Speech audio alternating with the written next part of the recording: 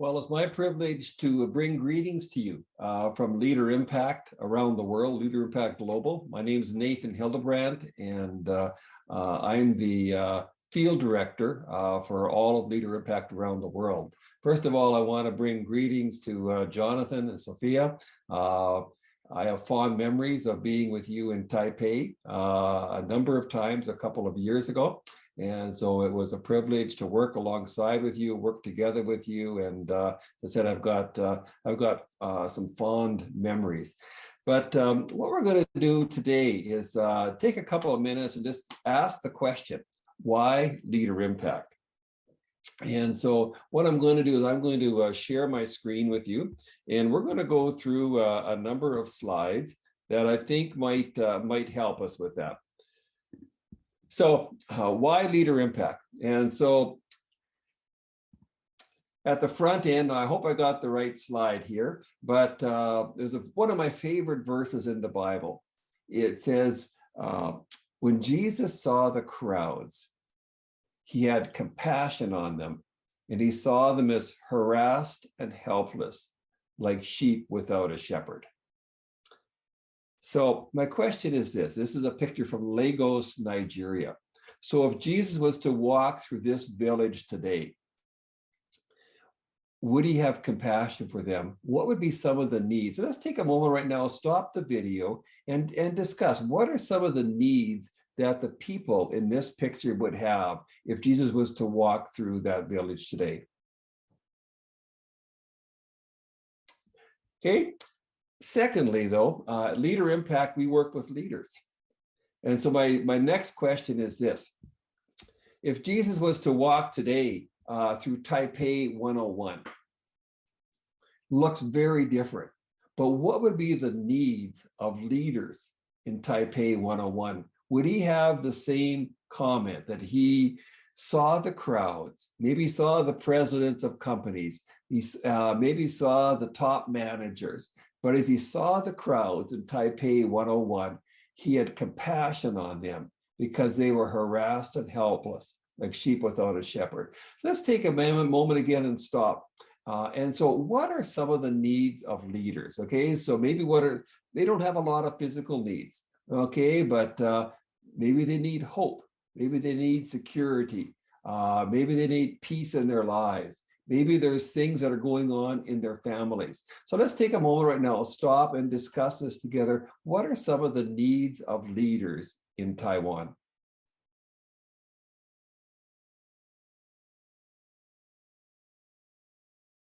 Well, a couple of years ago, we did a survey with top-level leaders in Canada. These were the presidents of companies, and none of them were followers of Jesus. They were all what we call non-Christians or I don't know if they were spiritually curious, but they were all non-Christians. And so we asked the question, we said, what is the greatest need of a leader? And they said, oh, their biggest need is time. We said, well, what is their second greatest need? They said, oh, it's time. And they said, that is their third greatest need. They said, by the time we leave for work in the morning while our families are still asleep, by the time we come home at evening, they probably have already eaten and they're about ready to go to bed. We give them a couple of tired hours in the evening. And so after they go to bed, they said, we are totally empty. There is nothing left for us. Second thing they said was very interesting. They said, we are surrounded by people all day long. And so if you look again at Taipei 101 Tower, thousands of people that work in there, that live in there, that go through there every day. And so they said, we're surrounded by people. But they said, we've got no friends. We're lonely. And so that's a second need of leaders. And we asked a third question, and this is Canada. We said, do you have spiritual needs? And they said, oh, yes, we do. We said, well, where would you go to get those needs met? Would you go to church? They said, no, we think church has got an agenda for us.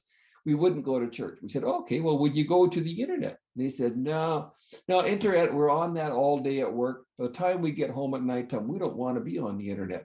And so we said, where would you go? And they said, we've got no idea. And so again, my guess is that might be true of a lot of people in Taiwan. And so you or I are the ones that can bring what Jesus has to offer to them.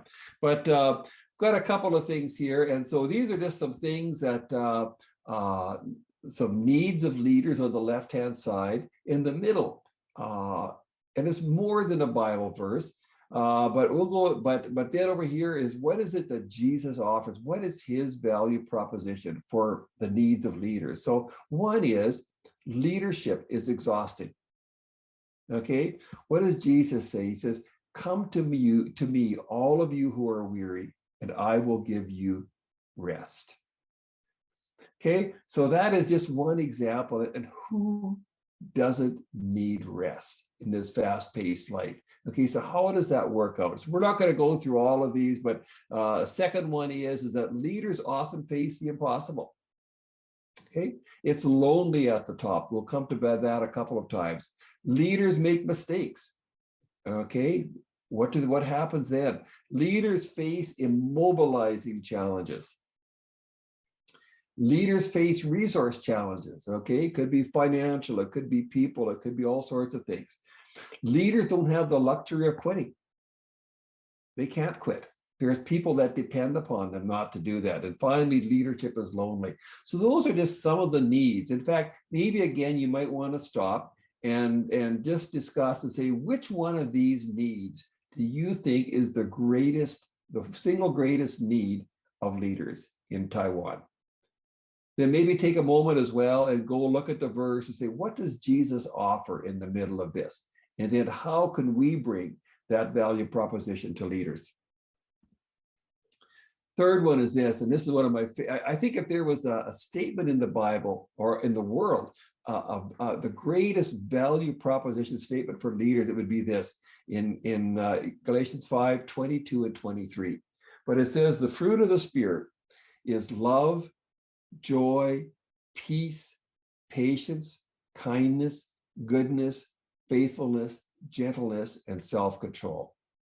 Okay, again, if my sense is this, if you could put any of those into a pill bottle and sell it at a pharmacy, let's just take the third one, peace.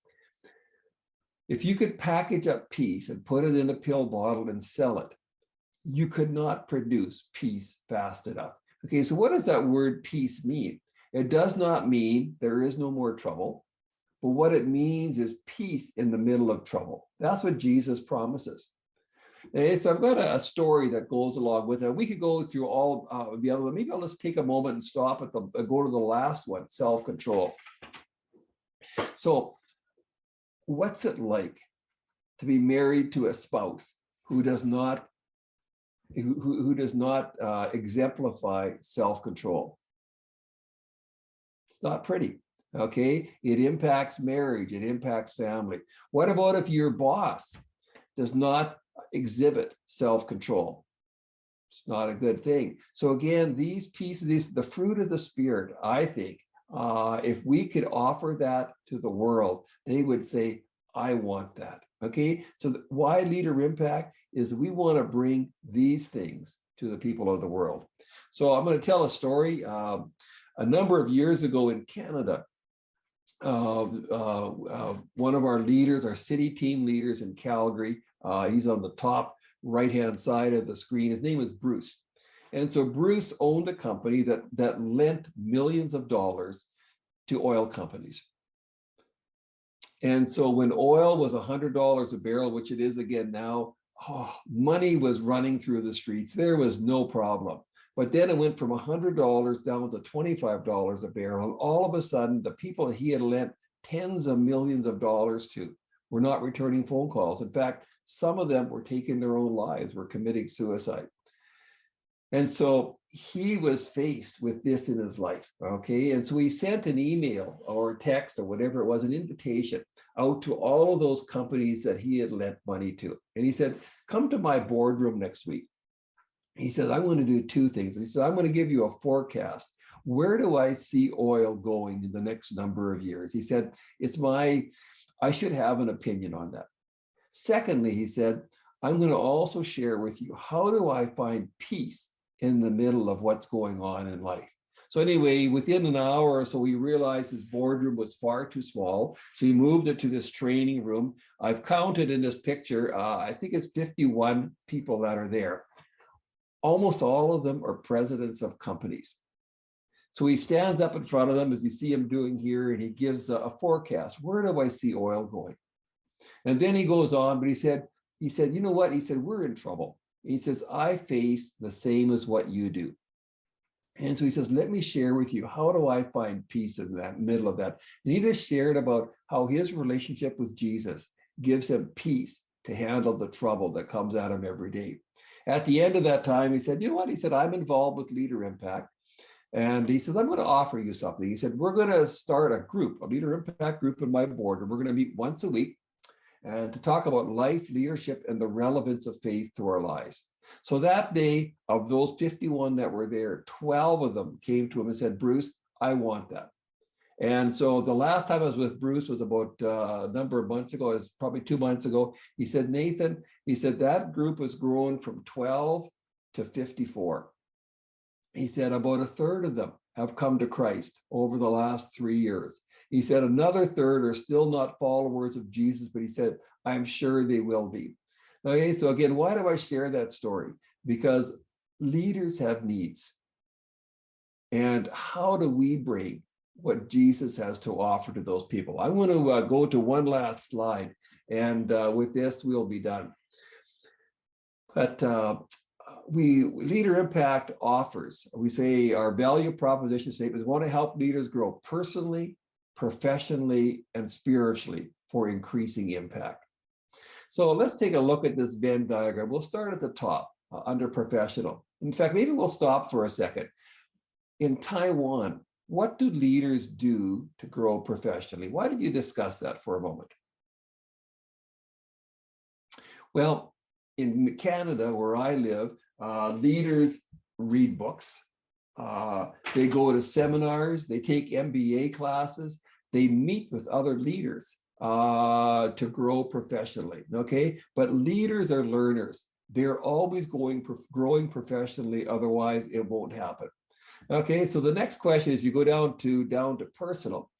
So what happens if a person's personal life is falling apart? Is it just segregated over there, or does it also impact the professional part of their lives?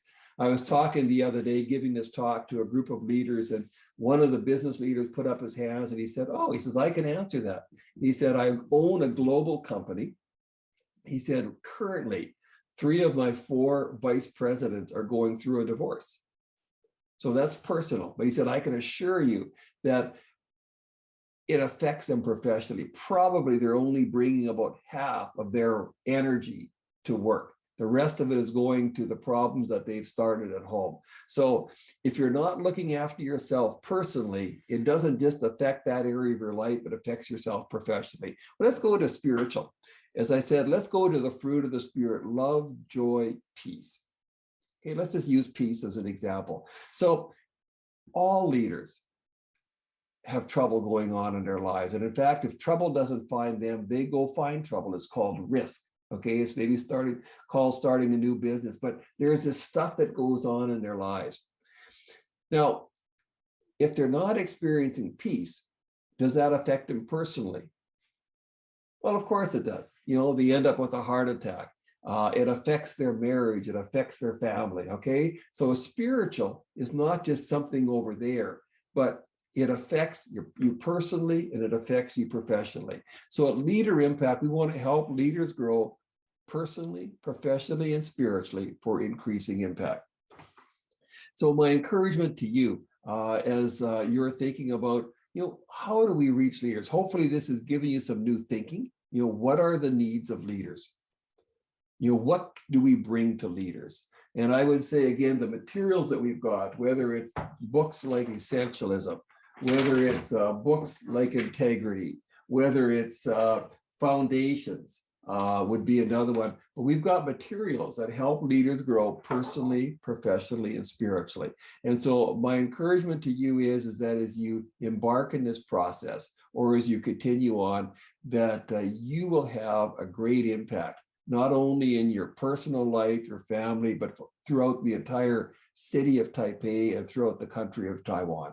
So I want to pray for you and wish you all the best during the rest of this day. Thank you.